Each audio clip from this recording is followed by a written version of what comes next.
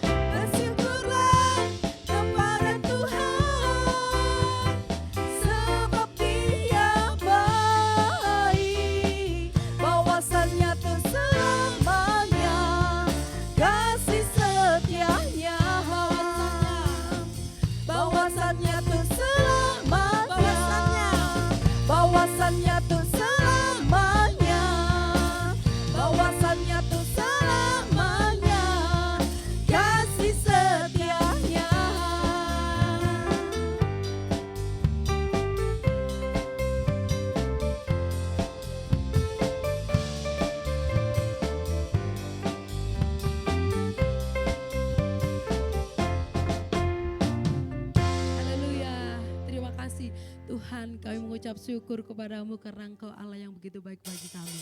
Lebih dari pemenang, kita adalah umat-umat pilihan Tuhan. Lebih dari pemenang, haleluya.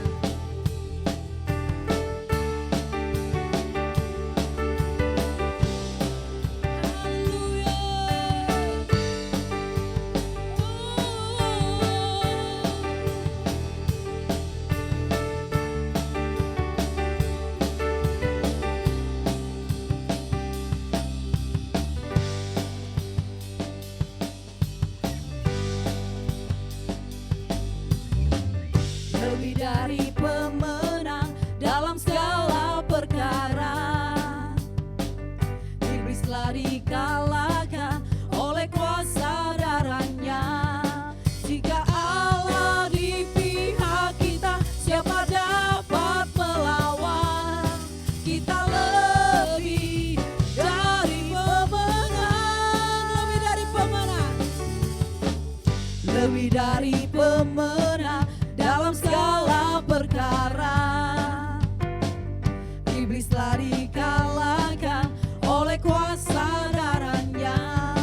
Jika Allah di pihak kita, siapa dapat melawan? Kita lebih dari pemenang. Haleluya, kibarkanlah panjinya, Yesus Raja segala raja. Haleluya, bangkitlah gerejanya, kita lebih dari pemenang.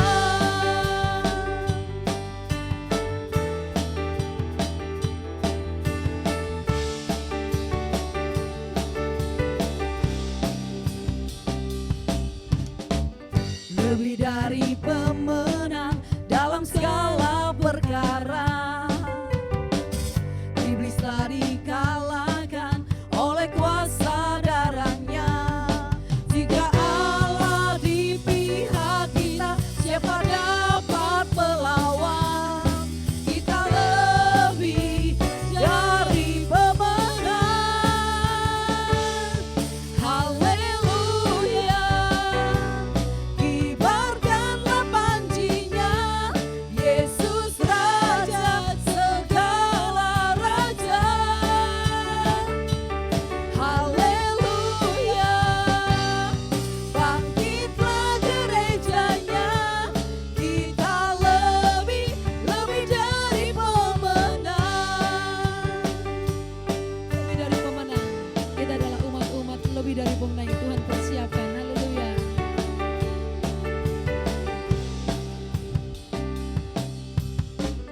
Lebih dari pemenang dalam segala perkara.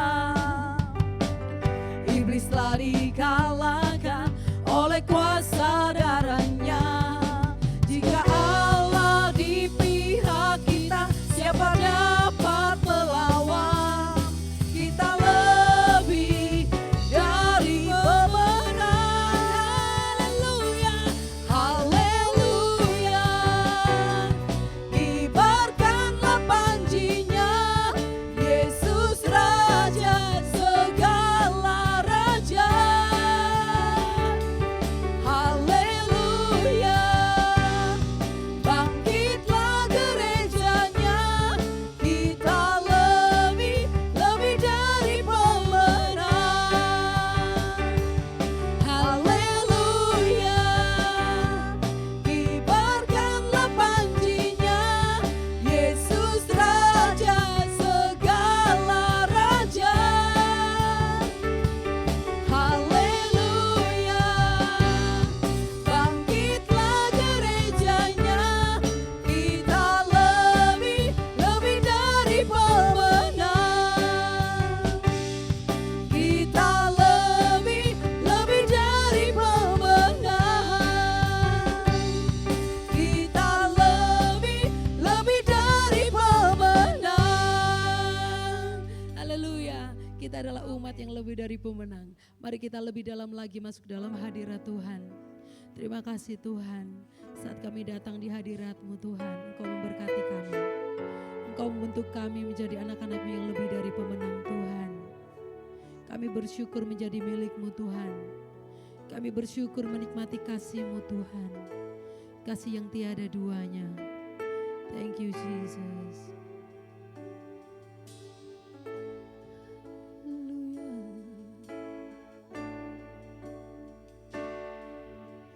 Belum pernah ada kasih di dunia sanggup menerima diriku apa adanya selain kasih-Mu, Yesus.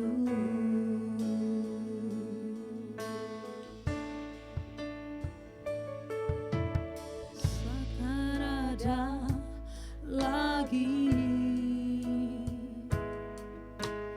kasih seperti ini.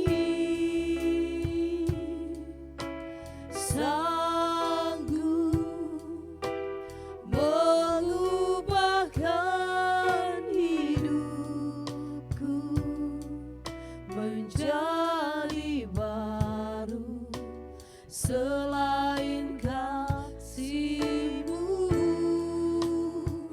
Yesus.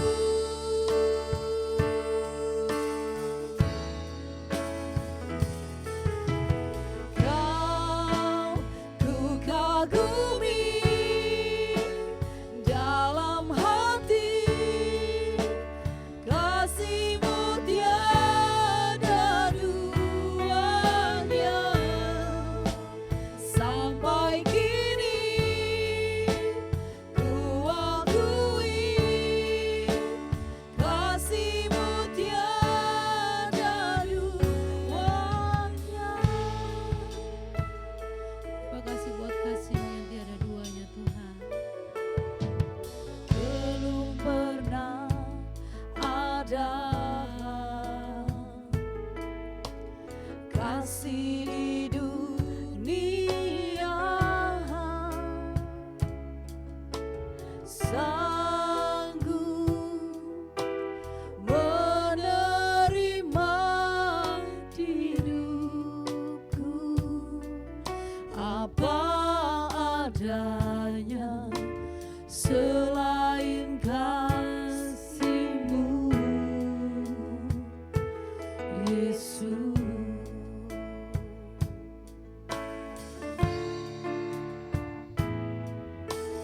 Takkan ada lagi kasih seperti ini. Sanggup mengubahkan hidupku menjadi baru selain kasih-Mu, Yesus.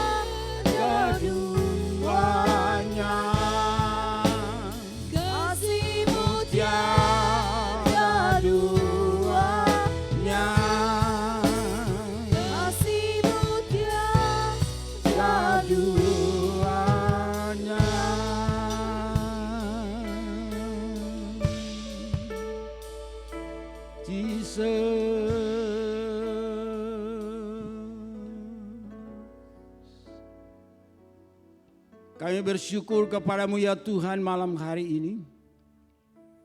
Engkau ada di sini untuk menopang dan menguatkan kami. Meneguhkan kami ya Tuhan. Biarlah Tuhan menolong kami malam ini untuk menangkap pesan Tuhan. Dan supaya yang mendengarkan dan yang melayani semua diberkati. Kami mengucap syukur bahwa firman meneguhkan dan menguatkan kami. Tolong hamba untuk menyelesaikannya Bapa. Di dalam nama Tuhan Yesus Kristus, kami sambut firman Tuhan. Haleluya. Amin. Shalom, selamat malam Bapak Ibu. Tuhan memberkati kita semua. Tuhan memberkati kita malam hari ini, kita kembali belajar lagi. Mari saudara siapkan hati dan pikiranmu untuk menangkap pesan Tuhan malam hari ini yang dilepaskan bagi kita bersama-sama. Saya juga yang berbicara dan yang menyampaikan pun juga rindu untuk diberkati. Dan saudara juga rindu diberkati. Mari kita perhatikan baik-baik bahwa dalam perjalanan kehidupan kita, saya menyadari bahwa setiap orang punya keputusan untuk memimpin kehidupannya. Hidup ini adalah pilihan. Hidup ini ada pilihan dan setiap waktu, setiap saat, setiap jam, setiap menit, setiap hari, setiap orang pribadi siapapun punya pilihan. Pilihan untuk makan, pilihan untuk minum, pilihan untuk tidur, pilihan untuk pekerjaan. Memakai, mengenakan pakaian pun juga memilih hari ini apa yang cocok. Dalam acara ini pakaian baju mana yang cocok. Dalam pekerjaan sehari-hari pun saudara bermilih untuk bekerja mana yang cocok, mana yang baik. Semua adalah pilihan. Dan oleh karena pilihan-pilihan itulah kita cenderung untuk mengatur dan mengendalikan seluruh perjalanan hidup kita. Tapi mari kita melihat di Alkitab satu komunikasi yang luar biasa oleh Yesus dan murid-murid terkasihnya. Saya akan bacakan di dalam Injil Matius pasal yang ke-16 mulai dari ayat yang pertama dengan judul perikop pemberitahuan pertama tentang penderitaan Yesus dan syarat-syarat mengikuti Dia. Ayat 21 berkata, sejak waktu itu Yesus mulai menyatakan kepada murid-muridnya bahwa ia harus pergi ke Yerusalem dan menanggung banyak penderitaan.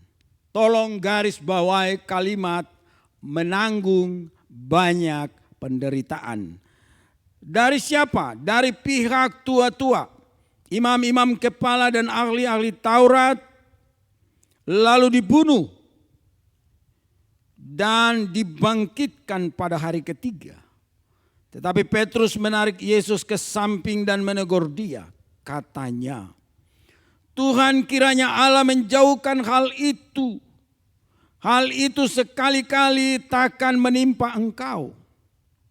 Maka Yesus berpaling dan berkata kepada Petrus, enyahlah iblis, engkau satu batu sandungan bagiku.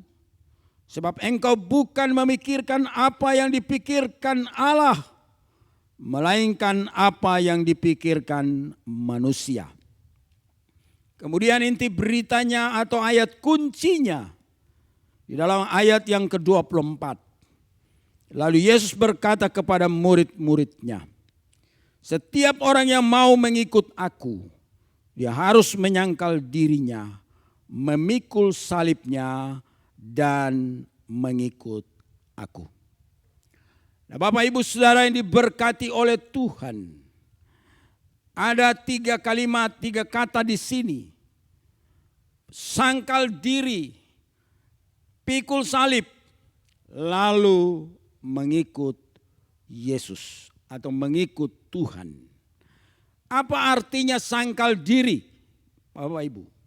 Sangkal diri dalam pengertian melepaskan sesuatu, membuang sesuatu, meninggalkan sesuatu dari kehidupan kita. Sangkal diri dari diri kita, melepaskan apa yang menjadi kesukaan, apa yang menjadi keinginan, apa yang menjadi kemauan, apa yang menjadi prioritas dalam tanda kutip yang membatasi, menghalangi kita dalam melayani atau mengiring Tuhan, atau sebagai pengikut Kristus atau murid Tuhan. Itulah sangkal diri. Artinya kalau dulu aku bisa seperti ini, ketika aku mengambil komitmen untuk mengikut Yesus, maka aku harus melepaskan apa yang tidak boleh atau yang kuinginkan itu dan mengikut Tuhan. Namanya sangkal diri. Yang kedua, pikul salib. Dalam pengertian apa artinya pikul salib? Bukan sebuah palang yang diletakkan untuk kita memikul. Tapi ini mengambil beban. Ini mengambil tanggung jawab. Ini mengambil sebuah tantangan yang menyerahkan diri, menyerahkan pundak untuk memikul, mengambil beban tanggung jawab untuk memikul, menanggung sesuatu. Jadi mengambil. Yang tadi sangkal diri itu melepaskan, membuang. Tapi yang namanya pikul itu mengambil. Jadi dalam pemahamannya bahwa kita tidak dapat mengambil untuk memikul tanpa ada sesuatu yang dilepaskan. Karena tidak mungkin mengambil tanggung jawab memikul beban atau memikul salib dan tidak melepaskan keinginan-keinginan duniawi dalam kata tanda kutip menghalangi beban yang kita ambil itu disuruh lepaskan. Nah, saudara Bapak Ibu yang dikasihi oleh Tuhan, mengambil resiko, mengambil tanggung jawab, karena tentu memikul salib itu dalam konteks kesakitan, kesusahan, dan penderitaan. Itu dilambangkan dengan salib.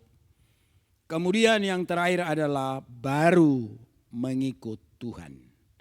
Jadi dalam pemahaman kita semua memahami bahwa semua mau menjadi murid Kristus. Semua disebut murid Yesus. Semua disebut pengikut Kristus. Semua disebut orang-orang yang percaya kepada Yesus. Orang-orang yang memiliki panggilan untuk mengikut Yesus. Tapi persoalan dua titik masalah ini yang belum diselesaikan sampai dengan hari ini. Yaitu sangkal diri dan mengambil tanggung jawab. Ini yang penting jika saudara dan saya ingin mengikut Yesus. Ada satu pemahaman lagi yang di dalam arti mengikut Yesus. Bukan berjalan.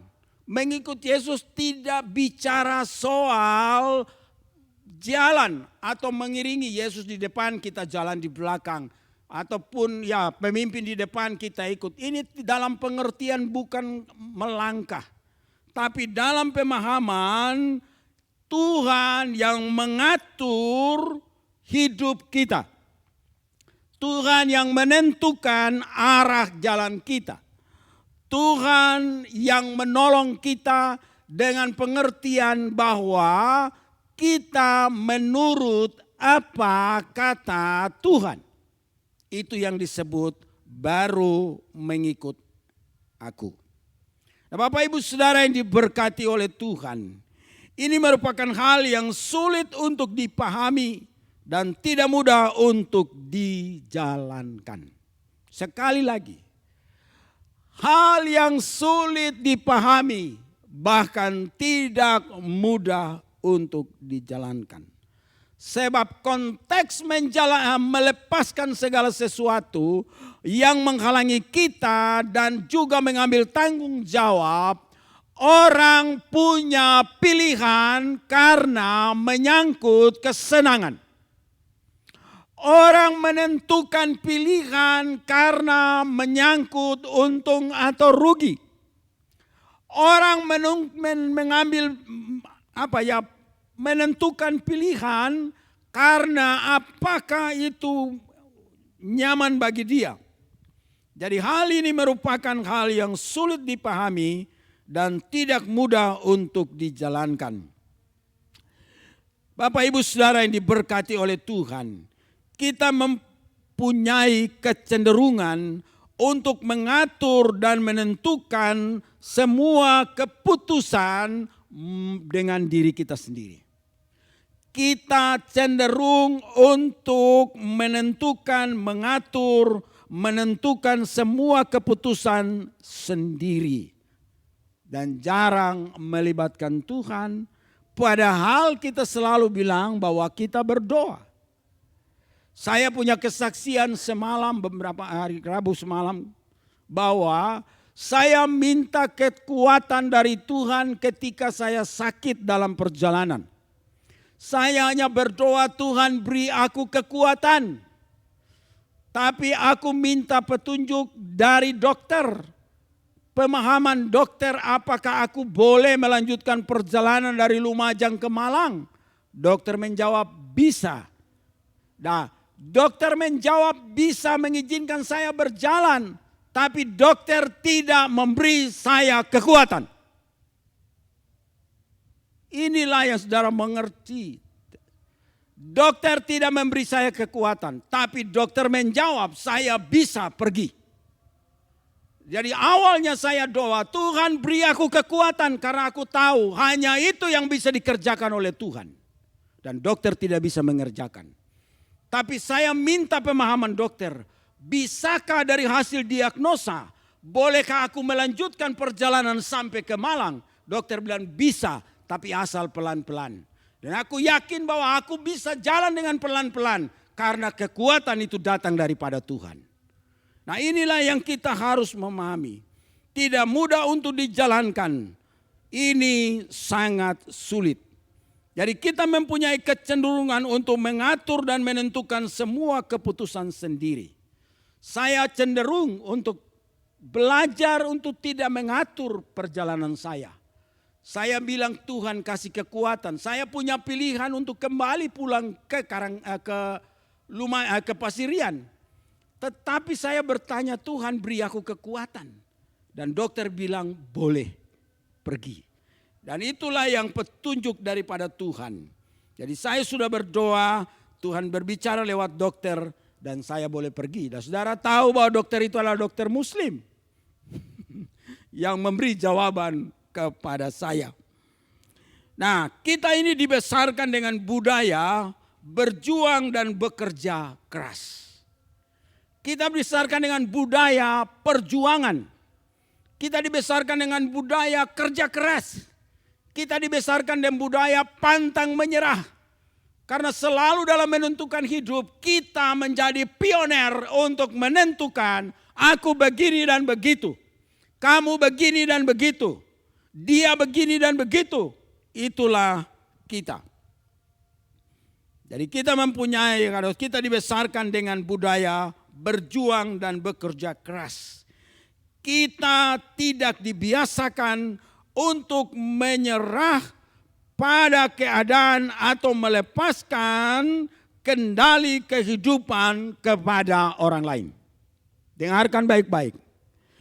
Kita diajar untuk bekerja keras, kita juga belajar untuk tidak biasa menyerahkan kepada atau kendali kehidupan kepada orang lain. Dan kita membiarkan Tuhan yang memimpin hidup kita. Amin. Jangan belajar untuk menyerahkan hidup atas atau di bawah tekanan dan kendali orang lain. Kita harus punya pilihan bahwa biarkanlah Tuhan yang mengendalikan perjalanan hidup kita. apapun resiko yang kita hadapi. Dan itulah yang kisah ini terjadi. Dan Bapak Ibu, biarkan Tuhan yang memimpin. Kita bukan dalam posisi yang memegang kemudi, tidak. Tuhanlah yang dalam posisi memegang kemudinya. Tuhan yang dalam posisi memegang kemudinya, bukan kita. Jadi Tuhan yang memegang kendali hidup kita. Kita tidak pernah tahu seperti apa jalan kita ke depan yang kita akan hadapi. Hal ini mengikatkan kita supaya kita tidak semena-mena mengatur kendali hidup kita dengan kemampuan diri sendiri. Jadi pemahaman bahwa kita bukan dalam posisi yang memegang kemudi. Tapi Tuhanlah pemegang kemudi dan kendali. Ini mengajarkan kepada kita bahwa jalan dan perjalanan hidup di depan kita tidak tahu seperti apa. Tapi yang kita tahu bahwa Dia yang memegang kendali hidup kita. Jadi ini memberi pengajaran kepada kita. Seperti apa jalan kita yang kita akan hadapi. Jadi hal ini mengingatkan supaya kita tidak mengatur kendali perjalanan hidup ini dengan kemampuan diri kita sendiri. Tapi menyerahkan hidup ini dalam pimpinan Tuhan. Saya boleh mengemudikan kendaraan. Tetapi Tuhanlah yang menentukan kekuatan itu pada saya dan memberi saya hikmat untuk tetap melihat perjalanan dan terus berjalan. Itulah konteks menyerahkan hidup, tetap berjalan mengikuti cara. Kalau Tuhan tidak kehendaki, saya tidak akan pernah sampai di Malang. Kalau Tuhan tidak izinkan dan Dia tidak kendalikan saya tidak akan pernah sampai di sana. Dan itulah cara Tuhan. Supaya kita tidak mengatur segala sesuatu menurut kehendak kita sendiri. Sesuatu yang berharga itu mahal harganya untuk ditebus. Amin. Sesuatu yang mahal harganya, itu sulit untuk ditebus. Penyangkalan diri itu mahal. Ambil komitmen, tanggung jawab dan beban itu mahal. Dan risikonya kita mesti membayarnya dengan mahal. Tetapi ingat bahwa mengikut Tuhan menjadi muridnya merupakan sebuah kehormatan. Amin. Saya mau katakan bagi Bapak Ibu Saudara malam hari ini. Ingat, apa yang kita tebus, apa yang mahal harganya itu sulit untuk ditebus. Dan itulah panggilan. Tapi panggilan ini ada syaratnya. Kalau mengikut Tuhan, harus sangkal diri dan pikul salib. Kalau mau ngiring Tuhan, kalau menjadi pelayan Tuhan, syarat ini harus dipenuhi. Sangkal diri, ambil tanggung jawab. Kalau menjadi murid Tuhan, sangkal diri, ambil tanggung jawab. Dan itu adalah sebuah kehormatan. Amin. Mengikut Tuhan menjadi muridnya merupakan sebuah kehormatan yang sangat-sangat berharga. Berbahagialah saudara yang sekarang dipanggil dan tetap melayani Tuhan. Karena saudara dan saya bukan menyelesaikan sebuah tugas gereja. Tapi kita sedang menyelesaikan sebuah panggilan yang nilainya sangat mahal harganya. Karena itu sebuah kehormatan yang diberikan. Komitmen untuk mengikut Tuhan menentukan kita melepaskan semua beban yang menghalangi kita. Jadi komitmen, keputusan untuk mengikut Tuhan itu menjadi dasar yang berpotensi untuk menolong kita melepaskan semua beban tantangan yang merintangi kita dalam mengiringi Tuhan. Jadi bukan melepaskan begitu saja, tetapi menyerahkannya kepada Tuhan. Bapak Ibu Saudara yang diberkati oleh Tuhan. Bukan melepaskan atau sekedar membiarkan atau sekedar membuang. Dan sekedar mengambil tanggung jawab, tidak. tetapi dengan menyerahkannya kepada Tuhan. Biarkanlah Tuhan yang mengendalikan hidup kita sepenuhnya. Jadi Bapak Ibu Saudara yang diberkati oleh Tuhan, itulah yang menyebabkan ketika Petrus mendengarkan Yesus berkata, "Aku ke Yerusalem dan menanggung banyak penderitaan." Petrus mendengar kata penderitaan, protes, tidak setuju. Kenapa? Karena itu juga akan dialami Yesus dan mereka juga. Petrus berusaha dengan konteks pemikirannya sebagai manusia. Tidak menerima tanggungan penderitaan. Artinya beban itu yang diambil oleh Tuhan. Salib yang dipikul. Petrus menolaknya. Karena itu dia menarik Yesus ke samping dan berkata, "Tuhan, kiranya Allah menjauhkan hal itu daripada engkau, daripadamu. Dan itu tidak akan terjadi." Tuhan menegur dia dengan cukup keras. "Petrus, engkau tidak memikirkan apa yang dipikirkan Allah. Tapi engkau memikirkan apa yang dipikirkan oleh manusia." Jadi saudara Bapak Ibu, saya mau beritahu.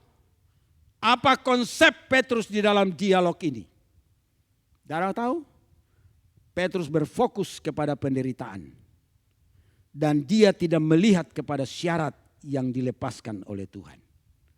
Syaratnya adalah sangkal diri dan ambil salib. Petrus mendengarkannya, tapi sekejap itu dia lupa. Dia tidak fokus kepada syaratnya, tapi dia melihat pada penderitaannya. Penderitaan yang menjadi fokus. Karena itu dia protes. Dia bilang, "Tuhan, hal itu jangan terjadi. Tidak boleh mengambil beban tanggung jawab, terlalu menderita, terlalu sakit." Tapi saudara, ini berhubungan dengan sangkal diri. Melepaskan diri. Membuang segala sesuatu yang menjadi kenyamanan. Yang membatasi kita untuk mengambil risiko karena memikul salib. Kenapa? Karena risiko menyangkal diri dan memikul salib, itulah jalan keselamatan. Karena orang-orang yang punya sikap untuk menyelamatkan diri, itulah mereka yang tidak bisa dapat menyangkal diri dan mengambil tanggung jawab. Karena jelas Alkitab bilang, barang siapa berusaha untuk menyelamatkan nyawanya, dia akan kehilangan nyawanya. Siapa mereka yang berusaha untuk menyelamatkan nyawanya? Mereka yang tidak berani untuk menyangkal diri dan mengambil beban salib. Itulah karena konteksnya fokus pada penderitaan dan kesusahan.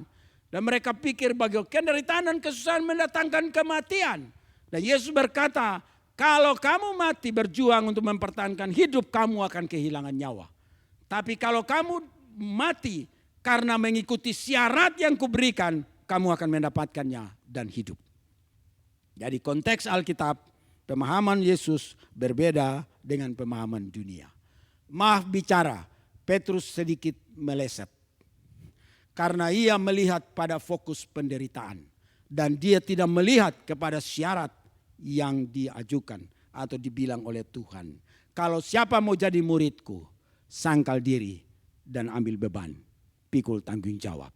Petrus tidak lihat itu, tapi dia lihat konteks penderitaan dan penganiayaan. Karena itu dia tidak terima. Dan dia masih di dalam tanda kutip, belum menyangkal diri. Tapi hebat luar biasa. Ketika Petrus menyadari panggilan ini sesungguhnya merupakan hal yang sangat berharga dan dibayar dengan mahal. Dia berubah total. Karena itu pada waktu dia mati, dia bilang kalau Yesus disalibkan kepalanya ke atas, aku terbalik, kepalaku ke bawah. Amin. Dia bayar dengan harga yang mahal. Karena dia tahu bahwa panggilan menjadi seorang rasul, itulah panggilan yang istimewa. Itu satu penghargaan, itu satu kehormatan yang diberikan Tuhan. Bapak Ibu Saudara, masalah kita mungkin tetap ada. Keadaan kita mungkin tetap sama. Tetapi kita tahu Tuhan yang memegang kendali kehidupan. Sakit saudara masih ada. Kesusahan saudara masih ada. Kerugian saudara masih terjadi. Kegagalan mungkin juga tambah banyak. Kesulitan saudara dapat benturan ke sana kemari.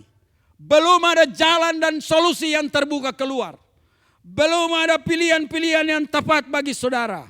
Percayalah Tuhan yang memegang kendali. Keadaan masalah kita tetap ada. Keadaan mungkin tetap sama. Tetapi kita tahu Tuhan yang memegang kendali kehidupan. Karena bukan kita yang memegang kemudinya. Dia yang memegang. Itu dalam pengertian bahwa kita mengikuti dia. Berarti mengikuti cara dia mengatur perjalanan hidup ini. Amin. Jadi kita fokus pada kecukupan, kemampuan yang dimiliki oleh Tuhan, yang diberikan Tuhan kepada kita, bukan pada kekurangan hidup kita. Amin. Jangan berpegang kepada kekurangan hidup kita. Salah satu kekurangan hidup murid-murid adalah Petrus melihat penderitaan. Itulah kekurangan. Dia tidak melihat kepada penyangkalan diri dan syarat. Karena syarat itu akan melahirkan satu pengorbanan yang nilainya harga mahal. Karena Yesus berkata, kalau engkau kehilangan nyawa karena syarat ini, engkau akan mendapatkannya. Tapi kalau engkau kehilangan nyawa karena melihat penderitaan dan engkau tidak mengikuti syarat, engkau akan kehilangan. Karena itu Alkitab bilang, barang siapa untuk apa seseorang memelihara seluruh dunia ini, tapi pada akhirnya kehilangan nyawa. Orang yang belajar bekerja keras untuk memperoleh seluruh dunia karena mereka takut untuk menderita. Dan itu konteksnya salah. Jadi akhirnya mereka tidak bisa menyangkal diri dan mengambil tanggung jawab. Jadi Bapak Ibu Saudara, inilah yang kita mesti belajar. Jangan melihat pada penderitaan, tetapi penuhilah syaratnya, kita pasti tertolong. Ayat yang ke-25 sangat jelas. Karena barang siapa mau menyelamatkan nyawanya, ia akan kehilangan nyawanya.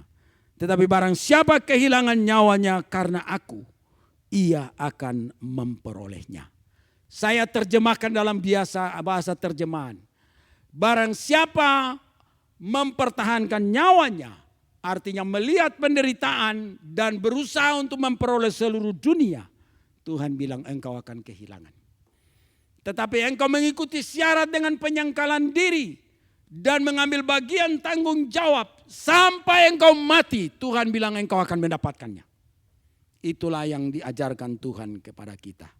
Jangan melihat penderitaan sebagai tembok besar yang menghalangi hidup kita, tapi lihat syaratnya yang menolong kita. Melihat penderitaan akhirnya cari jalan untuk menyelamatkan nyawa, tetapi kehilangan nyawa. Karena syarat dan ketentuan Tuhan pasti kita selamat. Amin. Syarat yang diberikan Tuhan bukan sekedar sebuah syarat, tapi itu jaminan kehidupan. Karena itu jangan takut untuk menyangkal diri. Dan jangan pernah takut untuk mengambil beban dan tanggung jawab. Dalam panggilan mengiring Tuhan sebagai murid Yesus. Saya ulangi lagi perkataan itu. Bahwa mengikut Tuhan menjadi muridnya merupakan sebuah kehormatan. Saudara dihormati karena saudara melayani Tuhan. Saudara dihormati karena saudara dipakai oleh Tuhan. Saudara dihormati karena meskipun saudara mengambil tanggung jawab dan beban, tapi saudara menguatkan orang lain. Saudara menolong orang lain. Saudara memberikan jalan dan solusi kepada orang lain. Saudara meneguhkan orang lain. Saudara mencukupkan kebutuhan orang lain. Tuhan memberkati saudara. Amin. Mari kita berdoa bersama-sama pada malam hari ini. Kasih karunia Tuhan menyertai kami semua malam hari ini. Untuk memahami sebuah panggilan. Bahwa di dalam makna sebuah panggilan ada syarat yang harus kami penuhi. Yaitu penyangkalan diri kami dan memikul salib. Dalam arti mengambil beban dan tanggung jawab. Terima kasih Tuhan, kami tahu bahwa ini sangat mahal harganya, tapi Engkau sangat menghargainya bagi kami semua. Berkati kami malam hari ini, untuk pesan ini kami nangkap, supaya kami tahu proses perjalanan hidup kami sebagai orang Kristen. Apakah kami sudah menyangkal diri dan memikul salib. Sementara kami mengakui kami adalah pengikut Kristus dan murid Yesus. Tapi dua syarat ini kalau kami belum memenuhinya, tolong kami ya Tuhan untuk mengambil keputusan menurut cara Tuhan. Sehingga kami dapat memenuhi syarat untuk penyangkalan diri dan memikul salib. Mengambil bagian tanggung jawab itu. Karena kami tahu bahwa keselamatan dan hidup kami akan temukan di sana. Ketika kami melepaskan sesuatu demi sebuah panggilan. Kami bersyukur Tuhan memberkati kami malam hari ini. Terima kasih Tuhan menolong hamba untuk mengkomunikasikannya. Yang sakit dan lemah dikuatkan. Yang bimbang dan ragu diteguhkan dan diberikan penghiburan. Yang belum mengambil keputusan menjadi murid untuk melayani Tuhan, teguhkan hati mereka untuk mengambil bagian dalam panggilan dan pelayanan. Tidak takut untuk mengambil resiko penyangkalan diri dan memikul salib. Karena menjadi murid adalah sebuah kehormatan. Terima kasih Tuhan, kami mengucap syukur. Berkati jemaat Tuhan yang malam hari ini menyaksikannya. Yang mengikuti ibadah ini dan mendengarkan firman Tuhan diberkati. Dan terima kasih kami mengucap syukur atas lawatan Tuhan bagi kami semua malam hari ini. Mari bangkit, angkat tangan saudara dan kita berdoa menerima berkat. Pertolongan datang dari Allah yang menjadikan langit dan bumi. Di dalam Tuhan Yesus Kristus yang menjadi juru selamat kita, yang memimpin kendali, yang memegang kendali kehidupan kita. Dan dalam pertolongan Roh Kudus yang menjadi penghibur dan yang memberikan kita kekuatan. Untuk terus menjadi murid Tuhan. Dan kehormatan itu adalah datangnya dari Tuhan. Biarlah Tuhan memberkati kita semua malam hari ini. Dari saat ini sampai selama-lamanya. Haleluya. Amin. Selamat malam. Tuhan Yesus memberkati kita semua.